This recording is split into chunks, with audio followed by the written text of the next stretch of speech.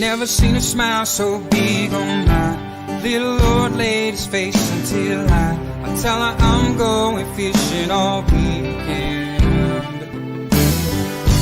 Pack up all of my baby, I make plans for 7:45, and I swing around, pick up my date for the weekend. Some reason she seems to please when I'm leaving. There's something I'm missing when I'm gone fishing. When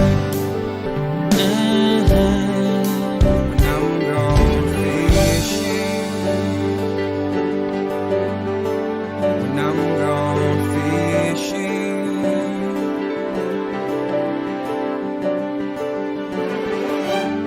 Yeah, baby. Yes, sir.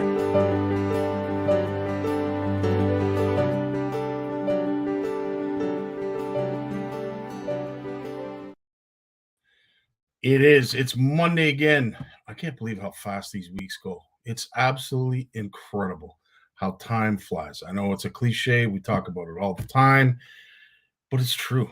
Like, holy smokes. Unbelievable.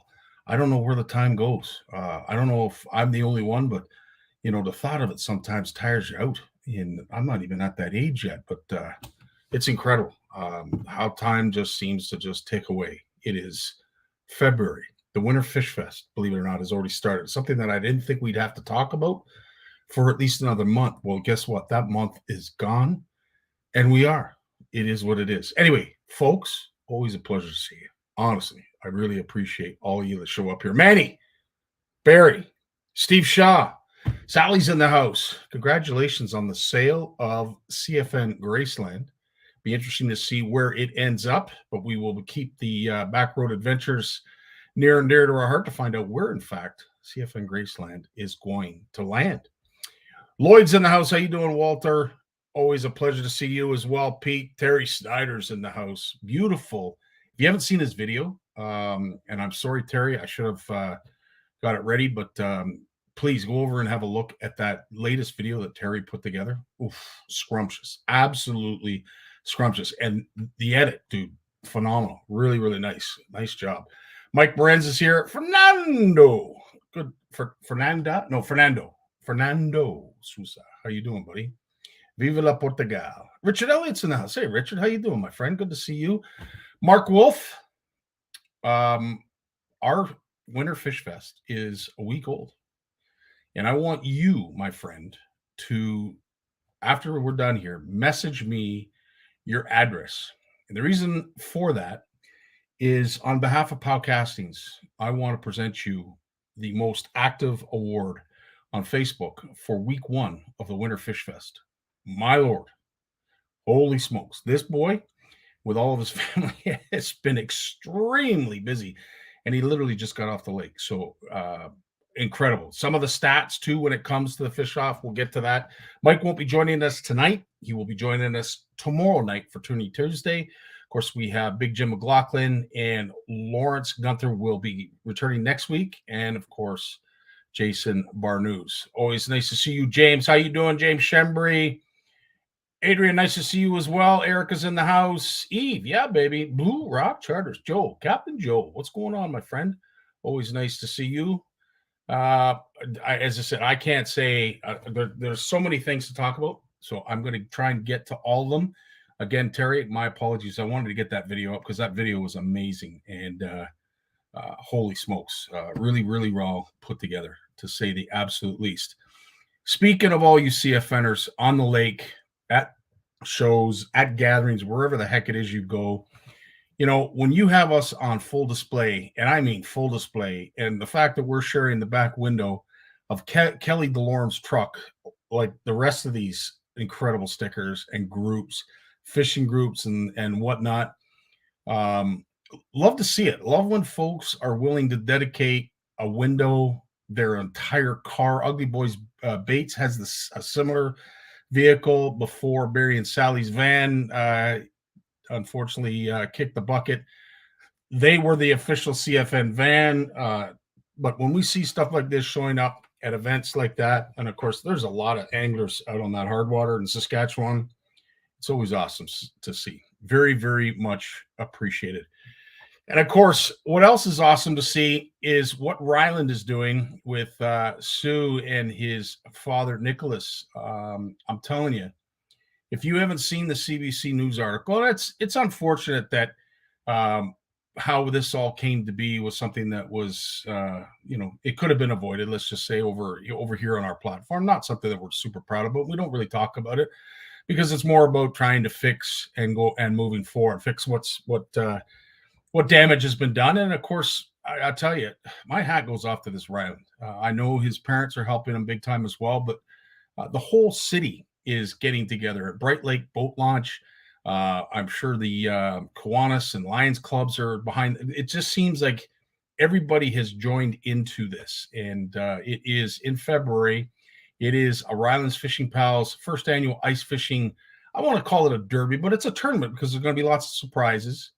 There's going to be lots of prizes, lots to eat, and it is strictly for kids. Now, it doesn't mean adults can't fish, but this is geared towards our next gen CFNers. And from ages 2 to 16, Ryland, buddy, my hat goes off to you. If you are in that area, please reach out to Ryland. Go out, support what I think is going to be an absolutely epic derby that's going to get a lot of young kids angling, and for the right reason. And as I've said to anybody who has shared the link to me from the CBC article that was posted, this is a great ending to a bad beginning, and it's a great story. So Ryland, keep up the great work, dude. I think you're doing awesome stuff, and of course, awesome stuff as well. We shared this past weekend. That's the biggest perch I've ever seen in my life, bud. I got a video going, Sean. Ever cool. Good job. See you jigging. Now, obviously, you can just tell by the smile on his face that that's the biggest perch he has ever caught. And to Sean, I tell you, it's that, and we all remember that, right? Who doesn't remember pulling something out of the lake, out of a hole, wherever, and you were in awe because the darn thing was just as big as your foot, your head, your hand, or anything else that your mom or dad was holding or was using to hold it. Needless to say, absolutely fantastic to see that. And of course, that's what gets the passion. We do have a public service announcement, and I'll tell you, this is one of the cutest videos I saw on the weekend next to that young angler's perch, personal best perch, I might add. But this is from Jillian Meager. And I tell you, this I love seeing stuff like this. This is awesome. Jillian Meager. I'm out fishing with my dad right now. We hope you guys have a great fishing day or whatever day. And we hope you guys stay safe. She just felt like doing that. And I haven't personally met her. I've met her in transition, in the garage, picking up prizes for our CFN events. She's an awesome little girl. And the fact that she took it upon herself to do that, I think is awesome. It's just, it's incredible. And of course, James, as I said to you before, bud, it's parenting done right. You're doing a fantastic job. Also, a few other announcements here, there, and everywhere. Of course, I can't emphasize it enough. The Spring Fishing and Boat Show here in Malton, Mississauga, or maybe even Toronto. You could always say Toronto too, but it's at the International Center at Derry and Airport Road. The show dates, of course, February 17th, 18th, and 19th. Those are the times in which they are going to be open. Of course, our good buddy Jay Barnucz is going to be there. And this just announced, Big Jim McLaughlin is also going to be there as well. So we're really looking forward to that. And of course, this is after precedes the Ottawa show, which of course is the following weekend. This, of course, is where it is. It's the EY Center at 4899 Uplands Drive in Ottawa. Those are the dates, 23rd, 24th, 25th, and 26th. Those are the times that it's going to be open. I'm sure at this point right now, Steve is probably sharing a link. So if you want to find out more information, by all means, don't hesitate to reach out. That is the link there. Jay, thanks for the Spring Fishing Boat Show. I do believe you can buy tickets online. And I also believe that our good buddy Moose is going to be joining us because there are a few surprises that are going to be at the OFC Nation booth. So stay tuned to that. Really looking forward to that. But I'm looking forward to seeing all you at these shows. Of course, as I mentioned, the Winter Fish Fest has started. And Mike is going to be joining us tomorrow to discuss more of the details of our first week. And what a week it has been. There are just put it this way. There's just under 900 fish entered. 900 fish have entered in the first week. There are just under 300 anglers that have registered. A lot of you folks, in fact, most of you folks are doing the app, Anglers Atlas. There's only a couple of you that are doing the Facebook edition. And as I said, Mark Wolf, you've hit it out of the park, my friend. So on behalf of POW Castings, who is one of the many sponsors and partners here with the Winter Fish Fest, on behalf of POW Castings, we are going to be sending you a special prize for being the most active on Facebook in the first week.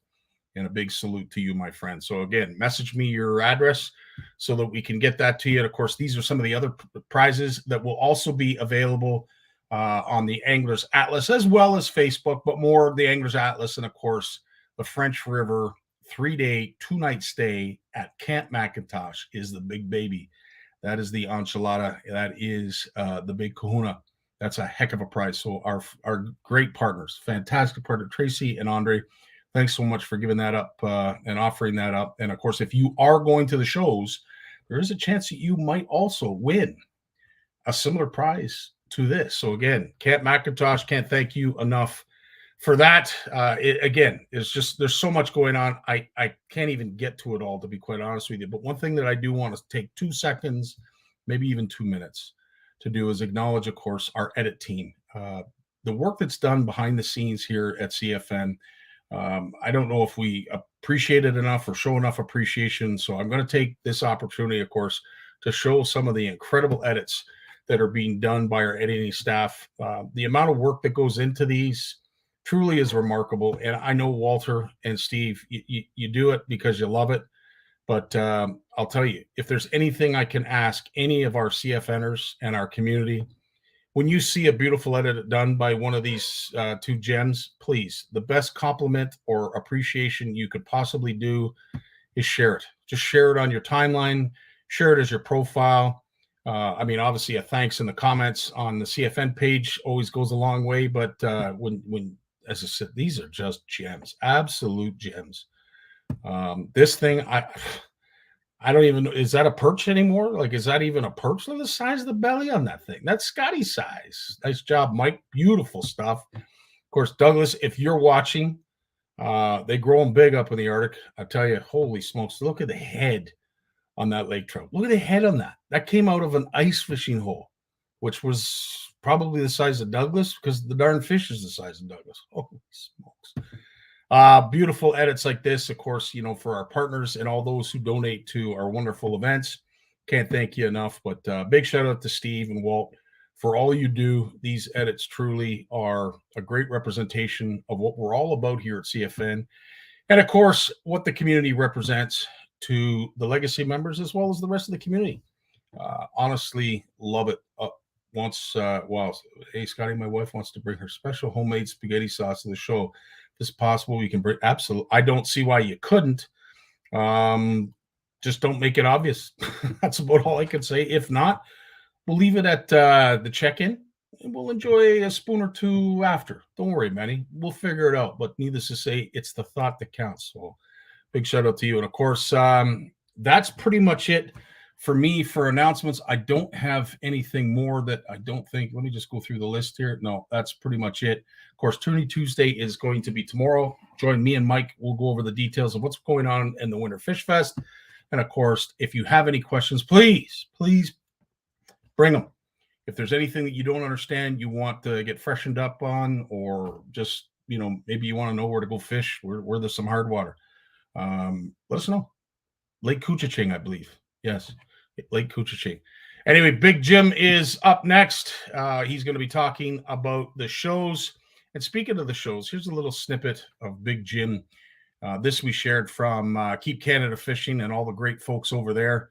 This was done a few years back, but it's all about our shows and our big buddy Big Jim. So please enjoy. Over the summer, and basically just sharing some information, answer some questions. Everybody doesn't fish out of a bass boat or a Lund or whatever, like a lot of people have a 40-foot cruiser, and in the evening they drag a line off the back or something, or a pontoon boat, something like that. It's not always that kind of thing. Yeah, I think now I find more. I almost get more excitement in watching the people around me catch the fish and catching them myself. Don't get me wrong, I love getting on a school of fish and whaling them. But there's definitely an excitement there to watch kids or somebody that doesn't fish a lot, or even my buddies. I'll go out with Dave Chong or Azumi or somebody, and they'll catch a big fish, and I get excited still. It's just one of those things. It's cool.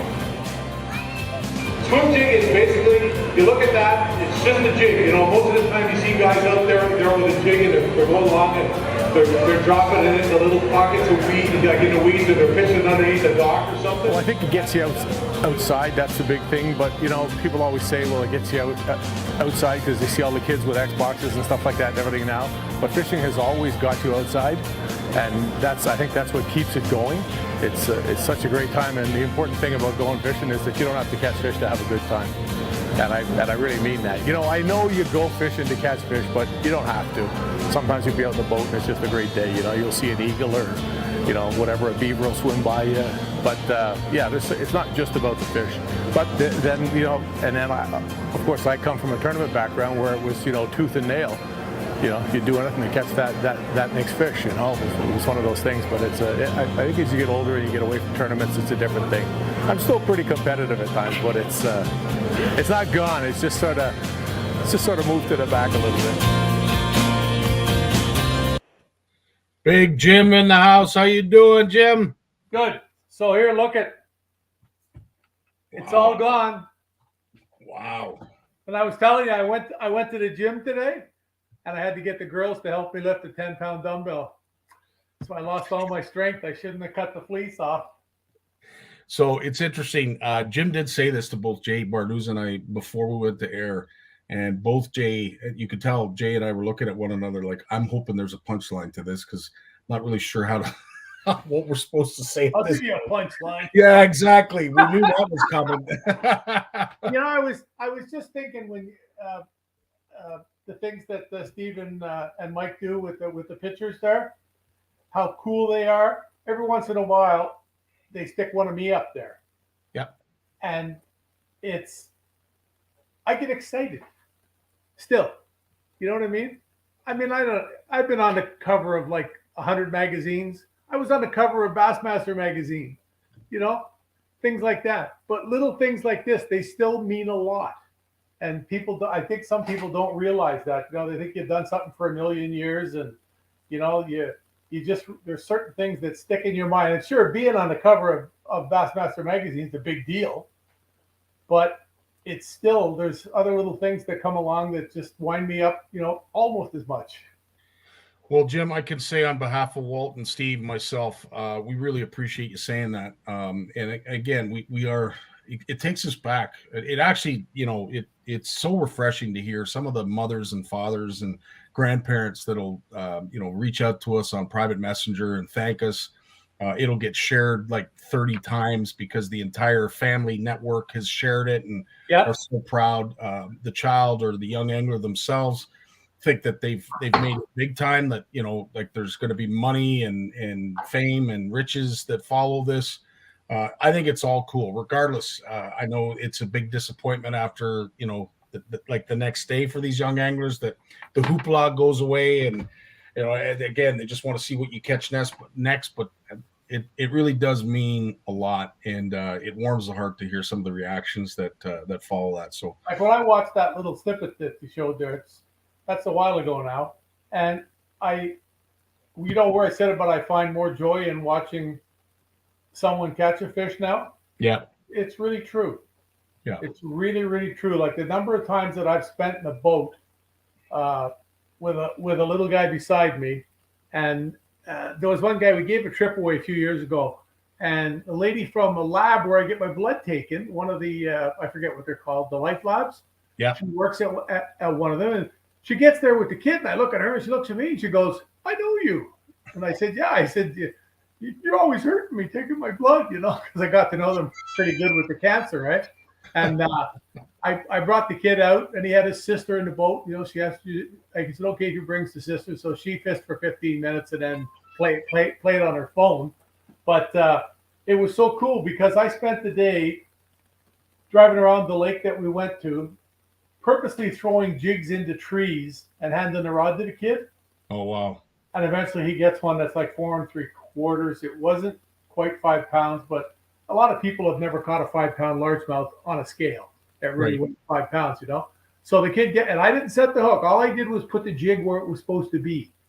And he pulls, that out. And then he says to me, "I want to catch one on my own." So what do? I get him a Senko on a spinning rod with 20-pound braid. So he's got lots of oomph there. And I said, well, we're going to go out in the outlet in the little river here. And I said, there's patches of eelgrass. You know when you see those patches of eelgrass and they're just doing this in the current? Well, this little place that I fish, the end of every one of those has 2 or 3 largemouths. And it's really cool because on a sunny day, you can float past and not fish and look back and see the shadows of them. The sun's shining down. It makes a shadow on the bottom. Sometimes you can tell how many are there because it's sand. But the kid caught one that was over 5, all on his own. I never caught one over 5 out of the eelgrass there. And he got one that was, I figure it was like, 5 1/3, probably like 5, 8, like, coming close to 5.5 pounds. Wow. It jumped. He pointed the rod right at it. The line should have broke. You know what I mean? He did everything wrong, and we still got it in the boat. And it was just so cool. Then he wanted to bring it home.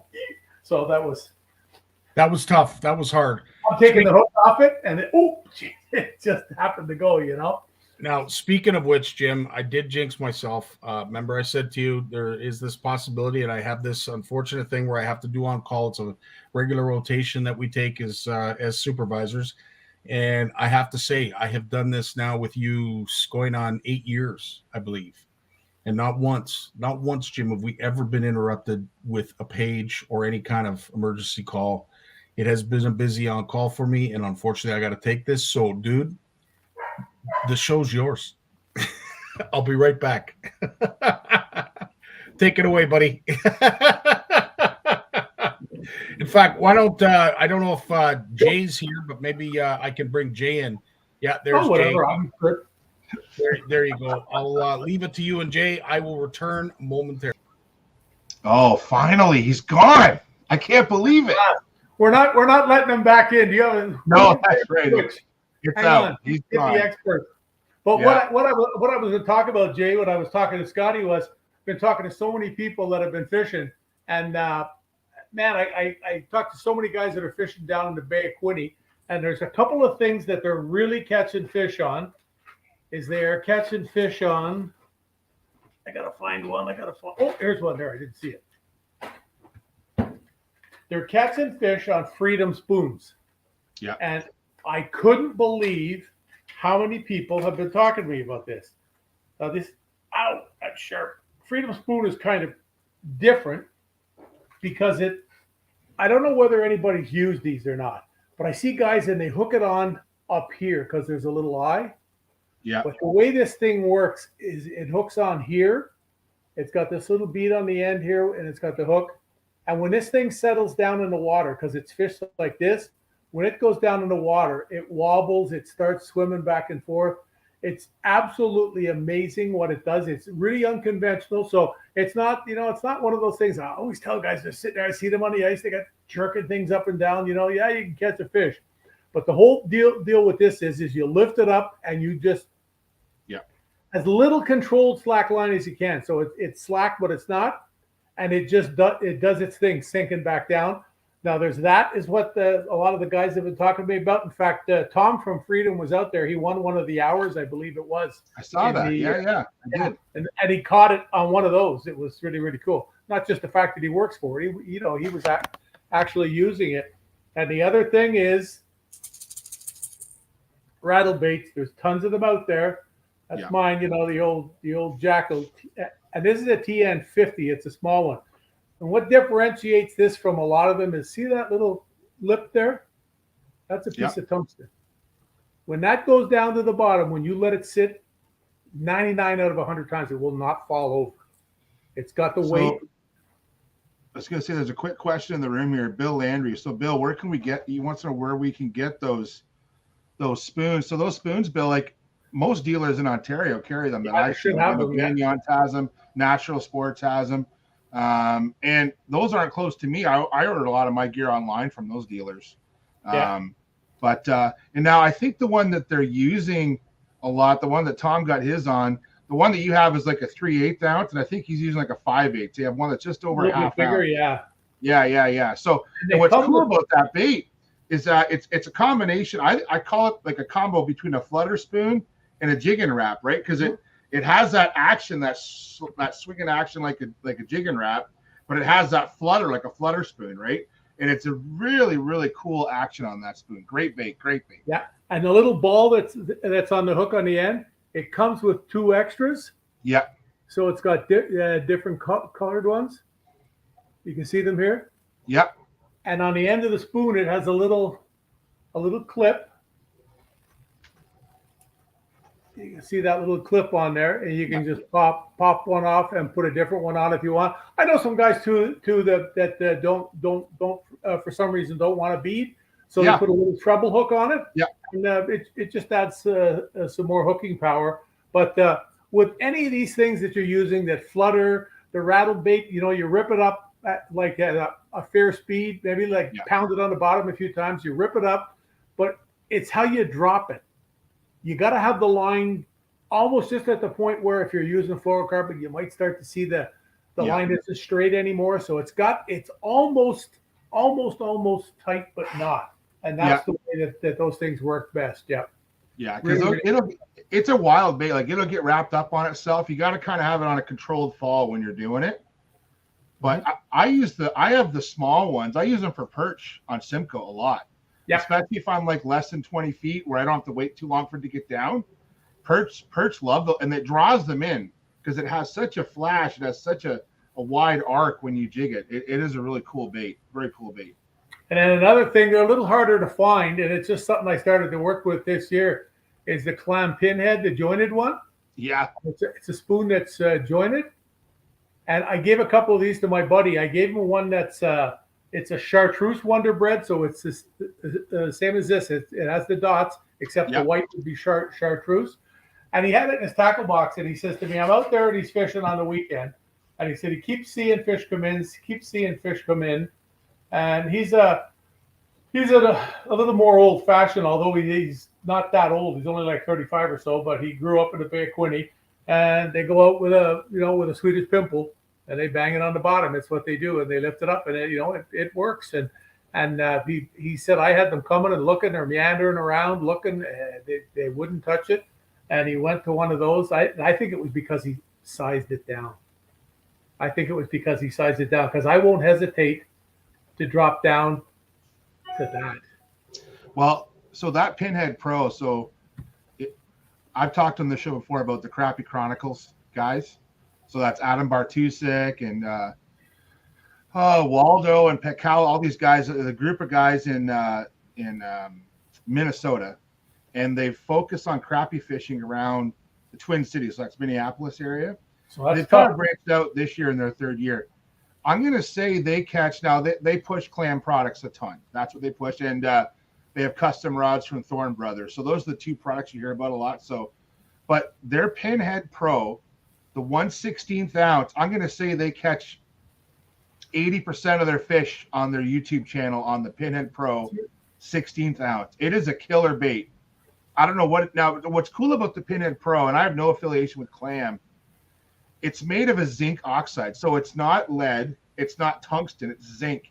And the zinc, when you look at the paint job on that bait, go back, Scotty, to Jim's on that, especially on the, you have like the gold or the yellow one.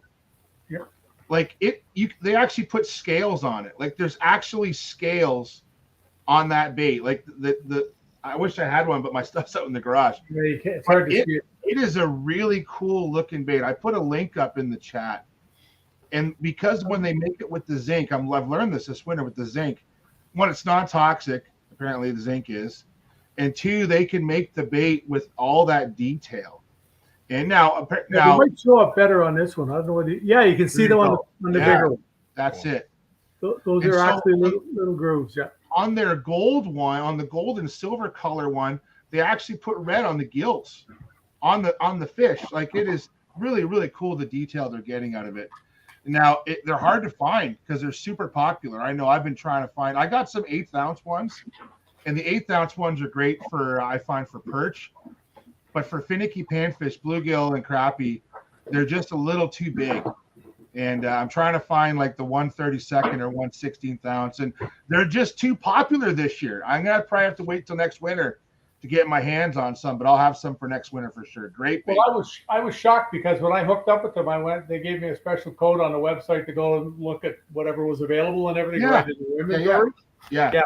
And I went and I clicked on a couple of them and it said, sold out. I thought those were the ones that I wanted, but no, they're a great bait. If anyone wants to try a new lure, it might not be for this winter, but keep that Pinhead Pro on your radar. It is an impressive little spoon. I'm not a gimmicky guy when it comes to fishing products, but that one's impressed me watching guys use it this winter. Interesting point that George brings up. Scary part is the cost of lures, and I have to agree that lures have definitely jumped in price, and it varies. Yeah, it depends on the manufacturer and, of course, the bait itself. But that's the one thing I must say about ice fishing that I truly enjoy is that it is affordable. It can be one of the most affordable forms of angling there is. Next to, of course, Jay, what you do on the shore with you and Trevor when you're going after steelhead or perhaps catfish or carp. Really, at the end of the day, there's so many anglers that look forward to the hard water season because it is the most affordable form of angling that we have, and they can still have the ability to get out into, the larger basins because of the ice, obviously. Well, the other thing is that we look at the price of stuff like that, and it's true with a lot of stuff. Not everything, but like a lot of it. I remember when I got into fishing, I was working at E.B. Eddie's. Or not got into fishing, but was into it, but really started getting into it. And we were making, it was a union job, and we were making a little over $5 an hour. And a number 11 floating Rapala at the fishing hole in Ottawa was $4.99. Yeah. So if you're getting $35 an hour now, you're buying a whatchamacallit? Megabass. Yeah. Or like a high-end jackal, or some of the prices on some of the stuff is really high. So it's kind of relative, still, no, it's true what George says. I mean, it does add, like, it seems like a lot more money, but I think it seems like a lot more to older people because they don't remember. Like, I remember getting $5 an hour and was happy with that. Yeah. Well, that's when a bus pass for the month was $4. Stuff like that, I mean, it's just everything's just, but you're also getting paid more. Like, what's the minimum wage in Ontario now? Is it like $15.50 or something? Something like that, yeah, just under 16, yeah. Yeah, and I think too, like, I hate. Let's talk about knockoffs. Like, there's a lot of knockoffs in the fishing industry, and it happens. But I think they have a place. Like, I'm not promoting knockoffs, but let's face it. Like a $25 Megabass jerkbait is not in everyone's wheelhouse. There's some really nice jerkbaits on the market that are, now we're not talking $4.99 anymore, Jim, unfortunately, but you're talking $10, $12, $14 jerkbaits that are fantastic jerkbaits, and they still catch fish, and they do a good job of it. And some of the ones out there too now, they used to come with really crappy hooks, and some of the even middle of the road baits, they're coming with great hooks out of the package. You don't have to change your hooks much anymore on so many good baits now. They are good to go out of the box. So that I find that's a real significant savings now. But but to George's point, it is getting more expensive for some things. But I think for me, like what I find is I just want to try that new thing that comes out, and I want to buy a couple of them. Do I need them? No. Like, do I need another swim jig? No. Like I have 2 plano boxes like that I use all the time of just, those are my everyday jigs. And then I have another half dozen boxes of jigs in the back room. I gave a guy the other day, he was here visiting me, he's a good guy. And I gave him 2 legitimate handfuls of flipping and swim jigs.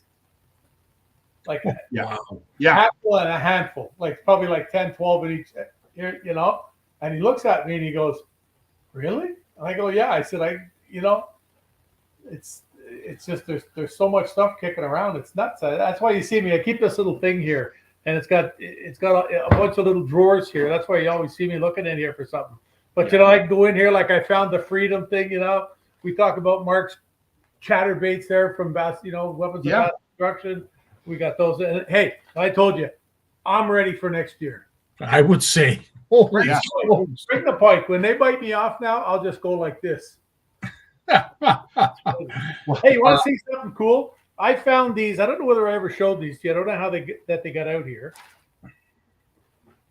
I will say Manny brings up a great point too. Some of the Dollarama deals that you can get, KBD plastics, 100%. Yeah. These are things that the big manufacturers don't want us to talk about.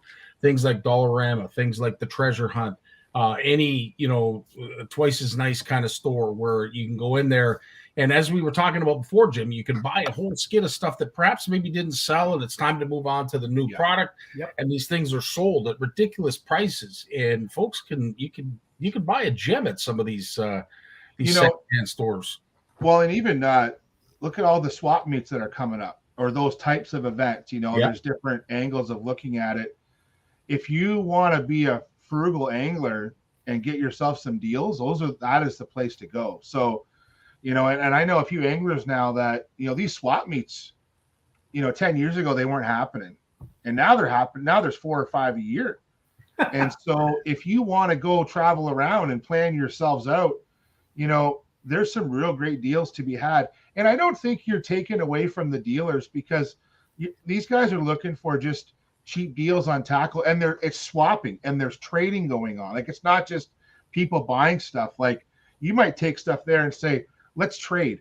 Like, some of the best deals that happen are in the mornings before the show opens, and the guys who have the tables, they're sometimes the tables are half empty before the doors even open, because the guys who are in there, they're not looking to get rid of their stuff. They just I want to buy this, or I want to buy that. I'm looking for a new trolling motor. I'll trade you 2 combos for that fish finder. Like, that kind of stuff goes on all the time. There's some really cool. There's actually one this weekend.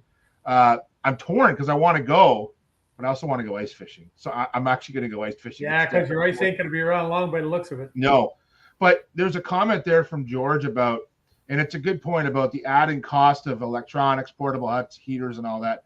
It's true, but I find with ice fishing, it's that initial startup cost is way cheaper than what you're considering if you're looking at even, hey, I'm going to be talking about it this spring at a couple of the shows, kayak fishing. I got into it last year with Trevor's done it 2 years now. I did it for a full season. I loved it. And it's a change. And I'll talk about how you go from having all this room to, Jim, 1 jig box. I have 1 jig box. That's all I'm going to bring. And I have to decide what's going in that box. Good. You'll be cured. Yeah, right. It takes me way longer to get ready than you think, because I second guess myself. But George, to your point, I think ice fishing is the most inexpensive sport to get into.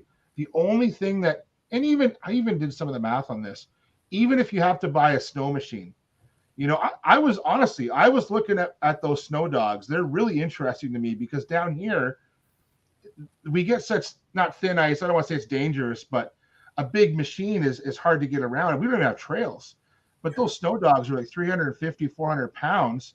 They go into a small trailer, easy to store. It's intriguing to use one of those if you don't want to have a big machine, so you could still go in about it reasonably to get into ice fishing. I believe that, but The one that gets me though, guys, and I don't, Jim, I want you to think about this, but it's that forward-facing sonar. It is just such a jump, even for me to buy. So I have the graph. I have an Echo Map Garmin 95. Just for me to buy the transducer and the kit to get going, it's another couple $1,000. Yeah, but everybody's not buying that. But everybody that wants to go ice fishing can probably afford a pop-up tent for a couple of $100, find one on sale. Yeah. And 80, you don't have to have a Milwaukee drill that's $600 with a K drill on it. If you have a fatter checkbook and more resources, then all the power to you. But once you get the pop-up, you have an auger, you get a heater, you're in business. Cheap electronics. And what I've been impressed with, the Garmin 4 liquid crystal display units, and I have no affiliation with Garmin, but my buddy bought one last year, and you can get those on sale at Bass Pro for like $200-$300, a nice fishing unit. I do love my flasher, but it's hard to beat that little Garmin 4 flasher. It is impressive how good that little flasher is it's a liquid crystal, but it runs a long time, and you can get them at such a good price around Christmas time. Amazing little unit if you need one. There's some great Jay, it's so interesting that you bring this up, because that's exactly, I want to say this whole past weekend, that's what I've been researching is, of course, graphs and flashers. And I do like the flasher, but I don't want to give up the ability to chart plot and map. Mm-hmm. So, of course, then you start looking at a little bit more than an entry level. But I have to say that those Striker 4s that you're talking about, what a deal. And they've got a special on right now. I believe it's either at Cabela's or Canadian Tire, where it's like $100 off, 50 to $100 off. Don't quote me on it, but it is an incredible package. And for anybody who wants an entry level that has the ability to use traditional sonar as well as the graph, it has everything. Yes, it's a smaller screen, but at the price point that it's being advertised at, how do you not buy that? Yeah, and there's a couple versions that have GPS ability on it, but if you really want GPS, you want to go, I think it's a Garmin 5, which actually you can get a map chip for. Like if you're going to get GPS, you want one that can show a chart. Now your pricing goes from $250 to like $500. That's the jump. But for an entry level graph, and I keep calling it a flasher, it's a liquid crystal, but I think that's the one. And there's other companies out there that have similar models, but that Garmin 4, I think, and it's cheap enough too that if you bought it for just an ice fishing dedicated unit, that's the one. Now, what you're talking about, Scotty, is making the jump where you're going, okay, I want a dual purpose unit here. But then you go from sitting on a bucket looking at your screen to you want a bigger screen that you can look at on the boat. And now you're getting into probably like at least a 7-inch, at least a 5, if not 7-inch screen. As we get older, we talked about this before the show, guys, our vision's not getting any better. So a 5-inch screen is pretty small. I find 7s is about as small as I want to go, and a 9 is about that nice in between. And 11s are nice, but you're paying, right? Yeah. So I think a 7 or 9 is a great size screen for a boat or for a kayak. But ice fishing, you can get away with that little 4 or 5-inch screen easily. 100%. And I will say this too, Jay, that I am waiting for. What I don't want to happen is to go out and purchase a unit. And that's why I'm leaning more towards the Striker 4, because it's not a huge investment. And it's not going to be long before these things are catching up and they will become your fish finder. In terms of a Striker 4, that's literally the same size screen. So to me, it's almost cheaper to buy one of them than a phone at this rate. But yeah, that's my biggest concern, is that technology is going to allow phones to catch up, and what we weren't able to do with the phone that we could strictly do with a fish finder. I think, you talk about aftermarket stuff and the number of apps that are out there. I'm sure there's folks right now that are trying to introduce and create apps as we speak that are going to do exactly that. So to me, you're going to see maybe a little bit of a drop in price for those entry-level units, because, it's either I do it on my phone or I buy one of these. But those higher-end units like the Live Scope, my word, it's incredible the price of those things. But what's nice though too is the same thing goes with fishing reels are notorious for this too, which is a good thing. I say notorious, it's not a bad thing when I say that. So fishing reels come out, the high-end ones, every company's got them, and then And then they take that technology, and then over a few years, that great technology that was highly advanced in year one now trickles down to the other models. And so electronics are the same way. So, what I like to do is I like to look at for electronics is how can I expand on this? If I want to run 2 units, can I link them up together? So you find that magic price point that works for you, Scotty. So let's say you want to get, Helix units from Humber are probably the most popular ones out there, to be honest, for the average 100%. User. And you want to look at, okay, which Helix model can I get now that in 2 years or 3 years I can buy? If I buy a second Helix, I can link it. If I buy Mega Live, I can link it up, or 360. That's where you want to go. When I talk to anglers that ask me about that, I say, that's your price point. You have to look at, okay, I need to get at least a Helix 9, to get to that price point. And then the Helix 9s, even some have just liquid crystal. They're like literally just a 2D sonar. Then there's 2D with mapping. Then there's 2D mapping and down view. Then there's 2D mapping, down view, and side scan.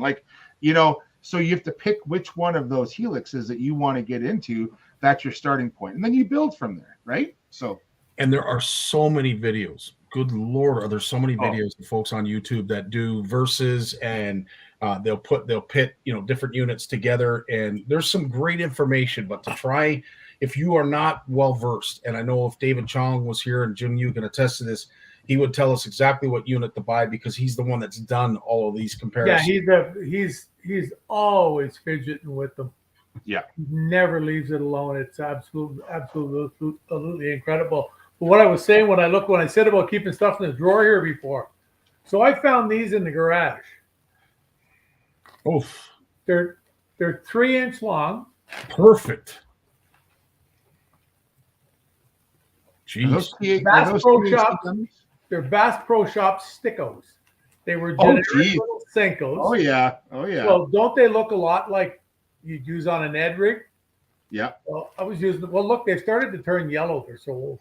I used to use those when I guided on the St. Lawrence when we lived on Graham Lake. So that's 7, 12. The beginning of that, it's about 21 years ago. I was using those when I guided, and guys had just got on to using 5 and 6 inch Senkos, and I wanted to use something smaller because the water in the St. Lawrence turned crystal, and I mean crystal. Like, you'd be going along and you'd look down and you'd ease back on the throttle, like looking around, wondering what the heck, how did I get up in here? And the water was 20 feet deep under you because you thought you were going to hit rocks, eh? But just goes to show the way things circle around with lures so much.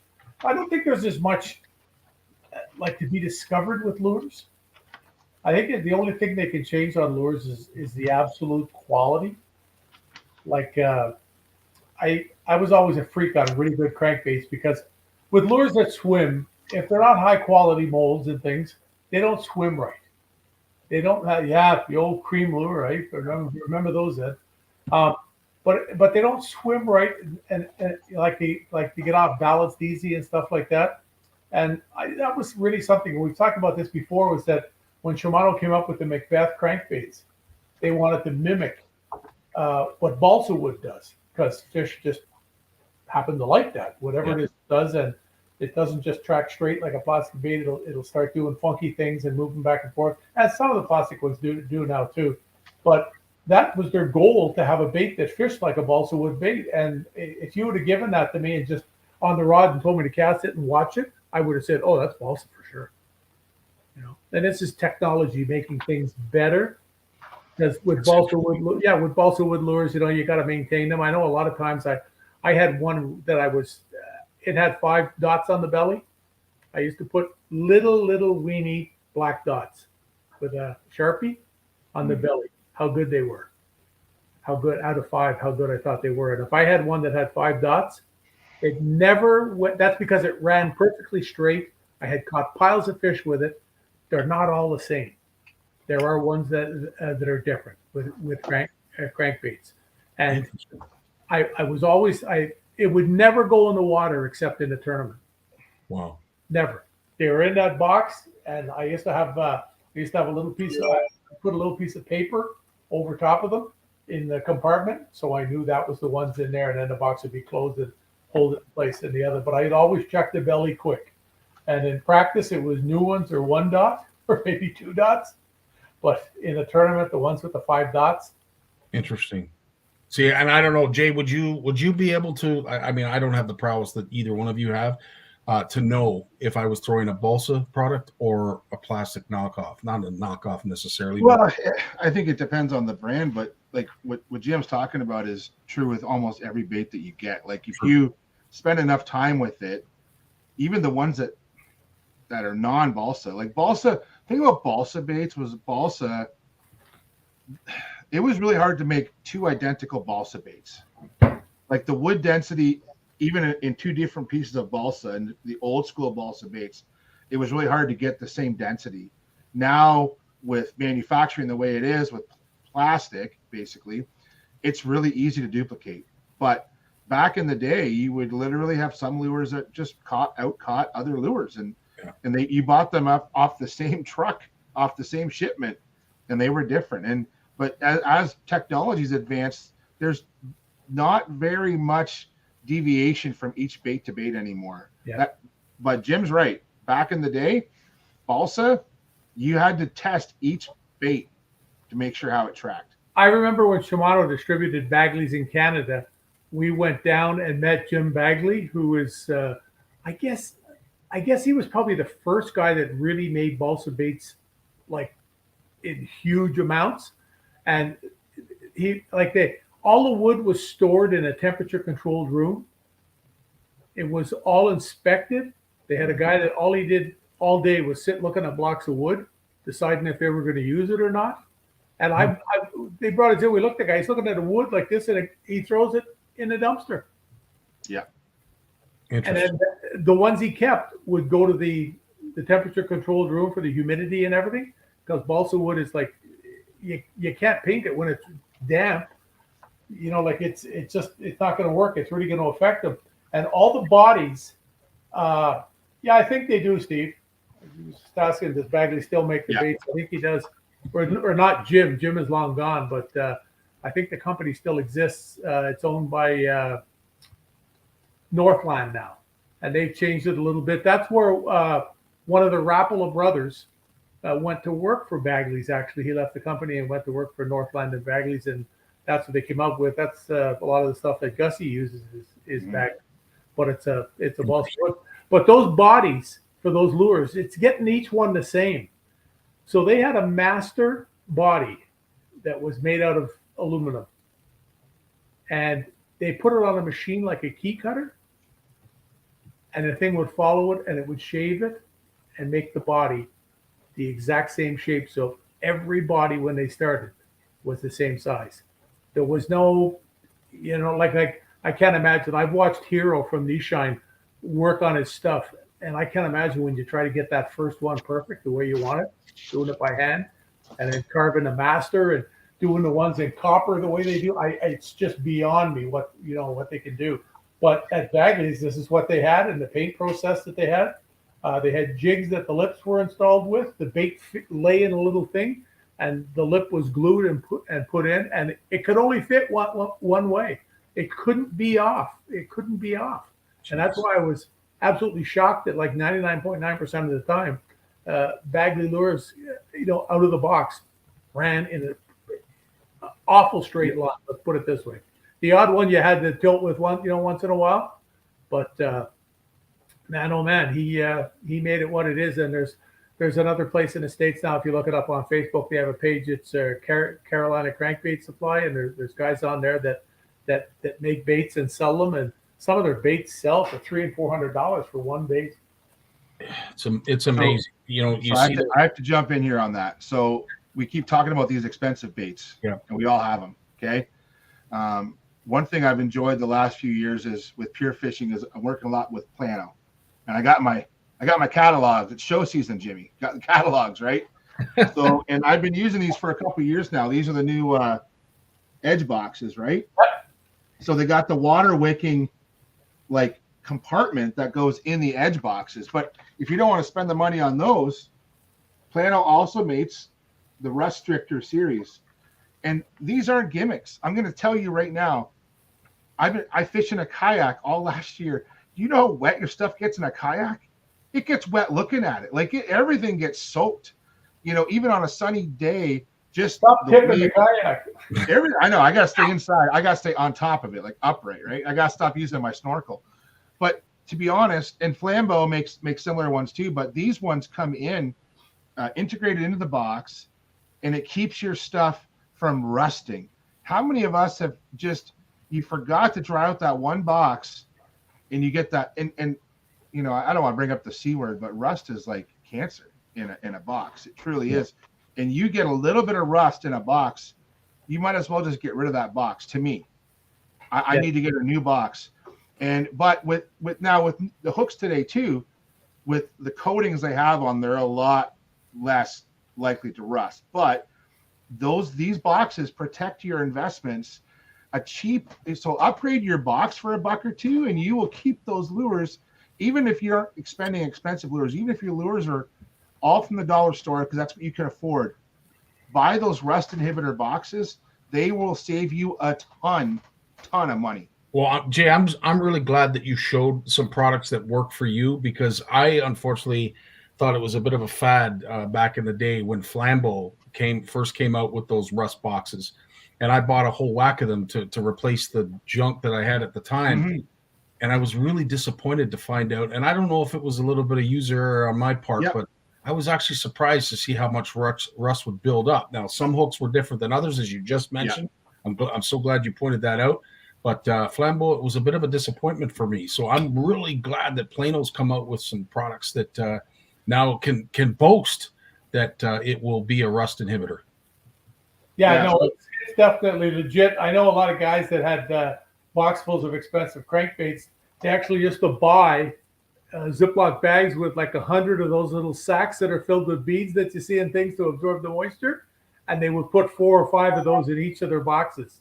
Yeah. I was an old school Plano guy with the original boxes. You know. Yeah, and there's so Walter's just brought up that same point. Those little salt packs you find in your shoes and clothing, and what have you, they're helpful as well. But if you're in a lot of humid sunshine, those unfortunately get damp real quick. So the fact that you have those moldings, and again, not that we're sponsored by them, but I'm just glad to find out that there's a product out there that actually does what it says it's supposed to do. That's awesome. Like if I'm out let's say I'm out all day and I'm in the driving rain and there's literally like water sloshing in my boxes.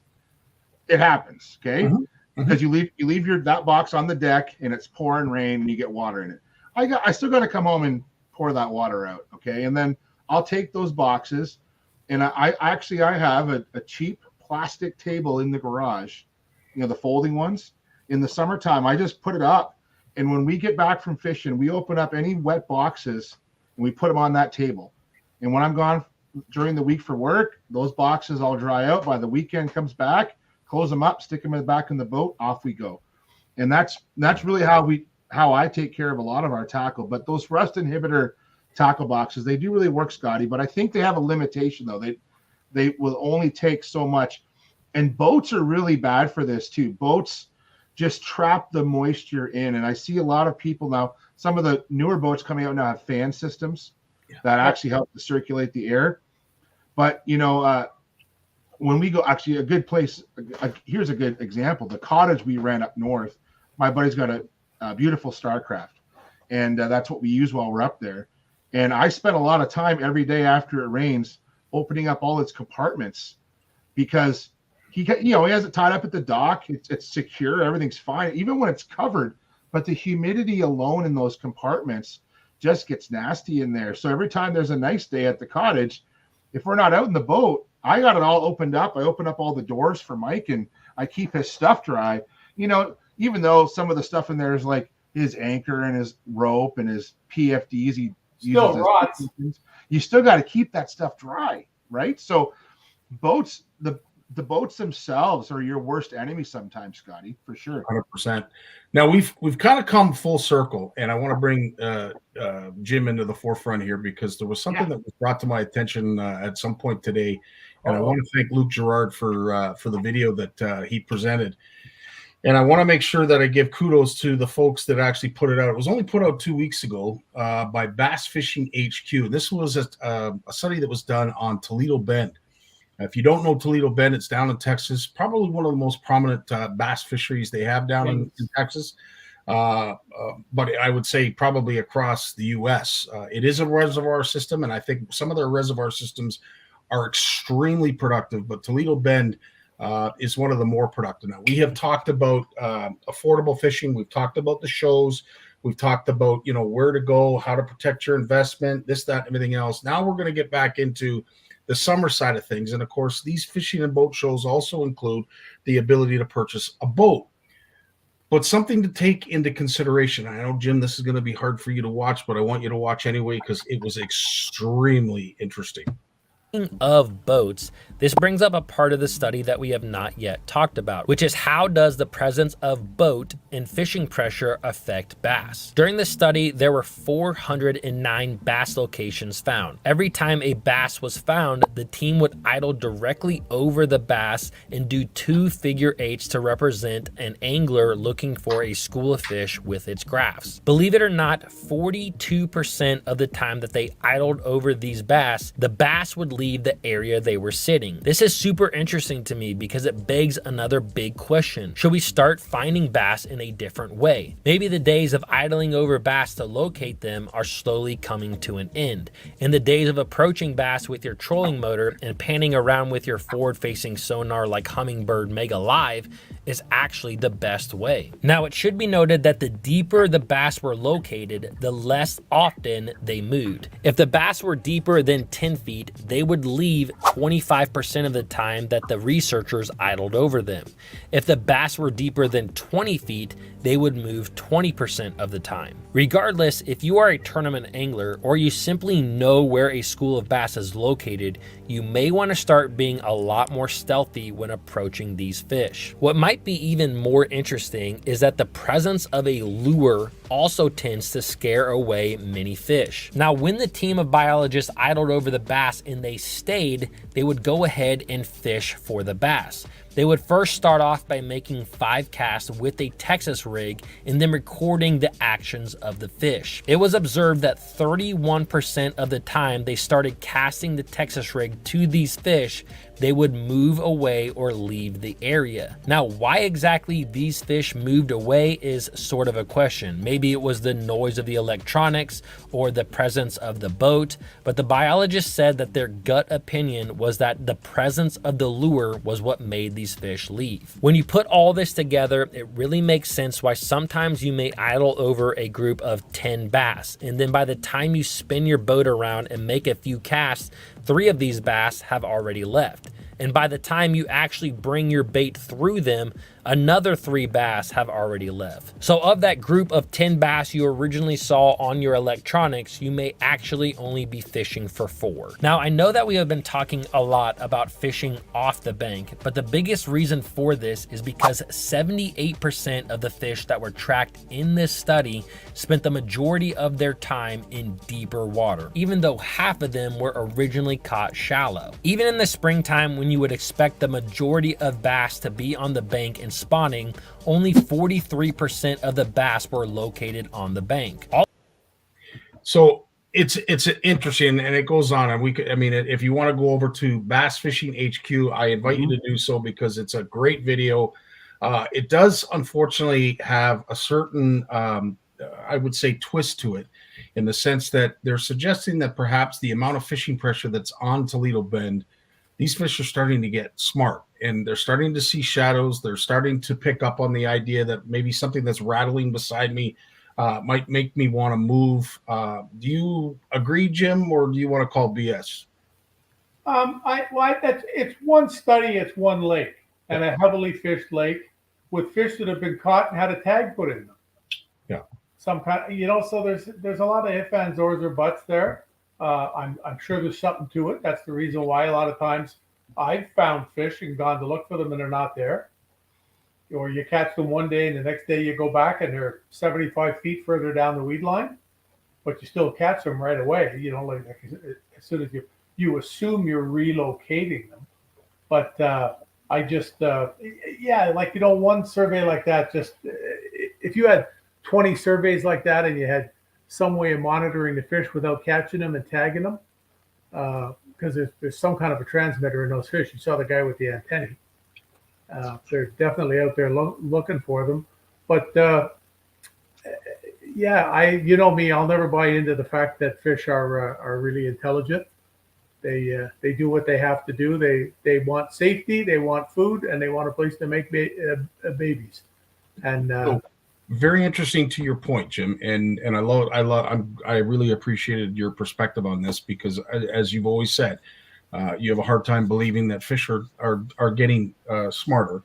But what this video went on, and I'm so glad that Jay shared the link. That's the link there. And of course, Bass Fishing HQ. Please go over and watch. It might have been in my watch history on YouTube from last week, Scotty. You don't even know. Oh, okay. Well, there you go. And it was just interesting because they talk right after that. And as you, Jay, you could jump in here, is now more unsuspecting flats, areas that you wouldn't think necessarily hold fish. And Jim, you bring up a great point. Toledo Bend is a heavily fished body of water, but I'm thinking an equal to that, something that's similar in terms of that type of fishery, that type of body of water, is say Rice Lake, maybe Skoogog. These are heavily fished bodies. The backyard. The backyard, exactly. You saw what happened when you get away from the shore. 100%. 3 weekends in a row, 200-300 feet off the shore where nobody ever fishes. You'll never see a boat out in the middle like that. Yeah. And look at the fish we were catching. Yeah, 100%. They are untouched. There is something to what I would call stupider fish than the rest. You know what I mean? Like, that's why I often say, when you catch a fish and you let it go, and the next week you catch it and there's an identifying mark on it, it's got a scar on it or something where it's been caught, and you look and there's a fresh hook mark, and you're pretty sure that's the fish you caught last week, you don't ever want to hurt that one, because you want that one to breed and make more stupid ones. It obviously eats a lot. It had the ability to get big, and genetics are real, and they're very real in fish from what I've seen. Like, big fish begot big fish. It's all there is to it. 100%. Like if I had 20 kids, there's a good size that a lot of those kids will end up being big. Like, genetics is a real thing. It's not like an opinion, it's a fact. And there's a lot of things in fishing that, really are opinions. Yeah. Just based on what you've seen happen out there. But they don't. But they're not smart. Okay. So we wouldn't be catching anything now. After 40 years, we wouldn't be catching a fish. Let's address George's comment first, which is valid. So I've probably done about a dozen trips to the U.S. in the past 10 years in the spring. Me and my buddies, like in April, like there's nothing better than going down to Tennessee in April, and the cherry blossoms are out, and going fishing, and you're chucking a crankbait, and and you hear about some freak winter storm happening in Buffalo, and you're like, I don't care, I'm in my flip-flops and I'm chucking square bills for largemouth. Is the fishing great? Not usually. It's not like fishing in Ontario. It's great to get out, it's great to enjoy, nice vacation with the boys. It's those pressured lakes in the U.S. are way beyond. We are absolutely spoiled. In Ontario. Your worst day of fishing here is way better than a lot of other days down south. Yeah. To the point of that study, though, and I'm going to ask Jim this question. Jim, if you're in a tournament and you're working a point on the weed line, I'm going to put a vision in your mind. We're looking at like an Al Linder episode of In Fisherman. We're doing the flyover of the cartoon sketch, and there's a nice weed point, okay? And Al's narrating it for you, talking about his jig worm, all right? So on that weed point, the jig. Are you going to park on that weed point? Or are you going to park where you want to cast to that weed point? Oh, you're going to park way out and cast into it. It's common sense. And that's why I always tell. How many times have you heard me talk here about fishing shallow? The guys tell them they pull up to a lily pad bed. They drive right up to the edge and they chuck to the stump in the very back. Yeah. And when they cast the lure, they see the fish that they spook by their movement and their frog or their jig or whatever they're going to throw in it. That's why I start like, you know, like 30, 40 feet out. The first casts land right along the edge of the grass or the pads. The next ones are like maybe 10 feet inside. And then you move up, and then it's 20, 30 feet inside. And then the boat might be getting close to the edge of the pads. And that's when you go, oh, look at that stump, and you throw back at the stump and you catch the 5-pounder. You wouldn't have catch him if you would have rolled right into the pads and fished. Because I've gone in, and I used to practice up in Georgian Bay with Rocky. I showed him one day. I said, leave your boat here. We just left the boat floating. It was a dead calm day, you know. And I took him about 200 yards away in my boat. And then I sat down. I went with the electric. And I went right into this big giant pad bed. And he goes, what are you doing? And I said, watch. And we sat for about 2 minutes dead still. I said, now watch real close. And I jumped in the boat. Boom, my feet hit it just like a big thud. There was boils and swishes everywhere. There was fish banging into each other. Like it. I said to him, I haven't thrown a lure in here. This place is loaded. I didn't want to touch one. I didn't want to go near it. I never saw another boat go near it. And we came second in that tournament up there, and every fish we weighed came out of that one pad bed. Yeah. Just, you know, like I never practiced in it. I never threw a lure in it, and just little things like that. But if I would have started at the edge. I would have worked my way in, and that's so you don't spook them. I mean, fish like to spook, eh? You know, you guys know my buddy Gord Trask up in Peterborough at Get Fishing, right? So I've been fishing buddies with him for 30 years. Oh, and cool. I remember fishing with Gordo because Gord went to high school with Heather. Gord and Heather's brother were best friends in high school. But Gord was always the weirdo who liked fishing. And then when Heather met me, Gord had a buddy. So every time there was a family event, Gord and I hung out. So we became fishing buddies years ago. But I remember the one time we went fishing, we were fishing Sturgeon Lake. We were fun fishing in Gord's boat, and we were in Goose Bay. Okay, Jimmy, and we're down there. It's like 4 feet of water, lily pad, slop. And I'm always been a little more of an anxious fisherman than Gord. And we fished this area for probably 20 minutes. And like, hey, let's move. He goes, I'm not done my clock yet. I'm like, what are you talking about, your clock? He goes, and Gord, when we would go fish the slot, he would fish every hand of the clock, Jim. 9. He was thorough. 10. So just like the lily pad you're talking about, the pad bed, he fished every arm of that clock. He'd make 12 casts, and he worked that frog back. And sure as shit, he got 2 fish on the last 2 hours of that clock. And I had to wait for him to finish. And that lesson I learned 25 years ago. I remember like it was yesterday. Honestly, well, you hear me talk about that all the time. The number one thing with fishing is be thorough. Yeah, I see guys that fish tournaments. They fished them for years, and I'm out there and I watch them practice. They pull in, they throw 5 casts, and they go and they're up and down the lake. They burn 3 tanks of gas in practice, and they really establish nothing. Yeah. Or they find, God forbid, that they cast and they catch a fish off a stump. Then they're fishing that stump for half the first day because that's the only place that they caught fish, because they never really got a feel for what was going on in the area. And you have to be thorough. You got to work it out. You got to know exactly where everything is. Once you start catching fish, your eyes, your electronics, you got to be looking. You got to have it all scoped out up here, what you're going to do. And that's one of the real big things with success. It works. But being thorough takes a lot of time. It does. So you better pick your spots before you go. Yeah. Yeah, 100%. Yeah, absolutely. And this is why, I have to say I'm with you, Ed, when it comes to fishing moving water, whether it be the Detroit or, any other body of water, even Horwood for that matter. There is a current in there. And I do like sort of sneaking up on the walleye from behind. At the end of the day, they're usually holding steady. They're moving around a little bit, but especially on those warm, sunny days, they have a tendency to just stick on bottom. And you literally almost have to scrape that bait up against their nose for them to bite it. But I do like the ability of coming in stealth when it comes to moving water, because I don't believe you have the same reaction to the fish. I don't think it has the same effect on the fish when you're in moving water as it would in a lake type setting. Well, you saw the way just when we fished last fall a couple of times. I think I said I forgot to turn the motor. Yep. To use the wind to keep, like putting the motor on a certain angle, so I can get a drift. Because even on those flats, the less you use the electric motor, that's why I keep it on so low.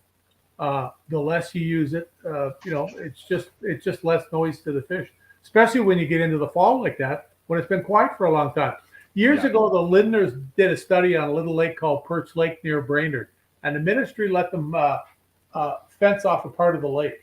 It was all done with ropes and buoys and everything, and you right from the beginning of the year, it was fenced off, and nobody was allowed in there. You weren't allowed to be in there with a boat. You weren't allowed to fish. They had permission for all this and everything. And they see you later, Eddie. And the day that they went in there, it was mayhem. It was like going to a fly-in place that you were the first person to ever fish it. Two or three days later, it was okay. And a week later, with all the boats, water skiers, everybody running around, they had to resort to the same. The fish didn't go anywhere. They just get put down. They're just not, there's too much noise around them, activity, and it's like anything else, I mean, you're driving down the highway, you see a bunch of birds on the side of the road. They don't move until you get there. 100%. And it's the same thing, And then you get the ones that learn. You always see there's that one crow. He'll go like this as you go by, but he ain't moving because he knows that you drive on that black part. He's a smart crow. Probably a raven, actually, because they're supposed to be the smart ones. Yeah, so true. Yeah. Well, I will say this, gents. We have this has been an action-packed hour. To a lot of folks that have been watching, they truly appreciated the fact that you guys have spent an incredible amount of time explaining a lot. And I invite anybody to go back and watch this episode again, because there's stuff that even I want to go back and write down, make sure that I have knowledge of. But I will say that notes from you. You better. I will be. Trust me. Listen. I got lots, Jim. I always write down stuff that I've never heard of before. See what I wrote down? Nice. Swim bait universe. There you go. That's awesome. Well, listen. Any parting words, Jim, from you before we take off? I don't know. Sun's coming out. Oh, got to go to the Shimano mothership this Saturday. Nice. For our meeting and our yearly meeting. So I'll get to be there with all the boys. It'll be some fun. Nice. What else? A few of the boys can't come. They got tickets for Edmonton at the Senators game. Oh, yeah. And, our buddy Connor's there. So they're going to, and it's a 12:30 game. Oh, there you go. Wow. So the game meal's going to be bacon and eggs, not pasta, but whatever. But no, it's good. Hey, just like I just said to Tammy here, we were watching the news tonight just before I came back here, and I said to her, well, they run about up in Ottawa, because there's a huge difference between Ottawa and here, although it's only an hour and 15 minutes. There's a huge difference. Like the Rideau Canal still isn't open for skating. Yeah. I mean, I grew up on the Rideau Canal. That's where I told you about the time I fell through the ice up to here. My skates hit the bottom, and I came out of that hole like a Titan missile, and I was freezing. You know what I mean? I grew up. I was across the street from the canal, and it was like before it was the skating rink. We used to go out there. It would freeze. It'd be 4 inches, and we'd get a blanket and hold the two corners of the blanket when there was a 30-mile-an-hour wind, and go right down the canal with it. And you hope that you didn't come to a spot that that had some sand on it off a bridge or something. It's not pretty quick. But anyways, they're talking about it like it isn't open yet. And I said to Tammy, I said, I don't think you're going to see it open this year, because next week there's like 10 days of plus temperatures in Ottawa. Now, if it's plus 4s and 5s there, it's going to be plus 8s, 10s, probably 12, 15 where Jason is. Oh, yeah. Yep. It's going to warm right up. This is the first time in my life that this is the year that's not going to be the year that where you really have to watch the ice the whole year. Now, if you're out with Walter and the boys, you're frozen to death, so it doesn't make a difference. You can't move. Yeah. But I mean, here it's going to be the the winter that didn't happen. They even right behind my house here, they canceled the kids fishing derby. Oh. People were scared. I mean, they were driving. They drove a truck to clear off the snow off the skating rink, but we had to cancel. Well, there's that. Jay, any last words outside of echoing, of course, George's words of wisdom? sure you Fish Coochie-Ching. Forget it, George. No fish there. It's fished out. Make that into a skate park. Hey, I won $85,000 there, George. It's, you know what? To be honest, I might end up on Coochie-Ching next weekend if the conditions continue the way they are. We had some safe ice here on the weekend, and it's gone. And it's already? The ice isn't gone, but it went from like 6 inches back to like unsafe conditions, and the shore ice. And we're gonna get an inch of rain on Wednesday, Thursday. Like we're gonna be lifting steelhead at the dam here in town this week after school one night. That's just gonna happen. So, you know what? I'll go to Lake Simcoe next weekend again. I'll bite the bullet and put another $100 of gas in the van. But you rich pro fisherman. That's right. But you know what? It's we'll make the most of it. And this is in the past 30 years. This is not the warmest winter, but it's like second or third warmest winter since like 1970. I looked it up, and there was only one that was really memorable to me was in 2002, and I didn't ice fish that whole winter. I steelheaded the entire winter, and I did really well. So, but you know what? Fingers crossed we get some more ice fishing next weekend. Not this coming weekend.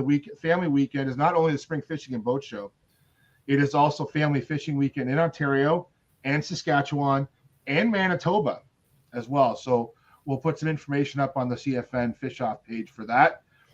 So otherwise, I'm just going to be waiting for the weekend. I'm literally a weekend warrior, boys, because I got no safe ice to go to. So it is weekend warrior ice fishing for me. Go to Barnucz house and fish in his pond.